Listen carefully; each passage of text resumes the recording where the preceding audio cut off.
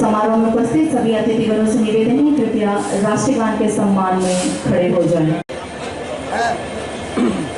एवं साथ ही मैं उनसे निवेदन करूंगी कि वे एक स्मृति चिन्ह भी भेंट।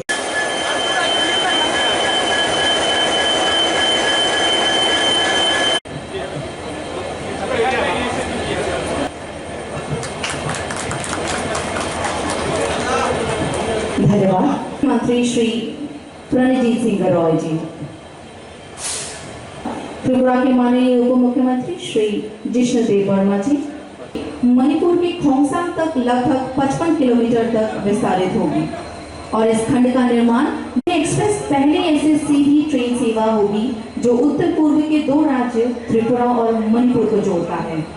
भारत की माननीय राष्ट्रपति श्रीमती द्रौपदी मुर्मू के कर कमलों से ट्रेन नंबर 02518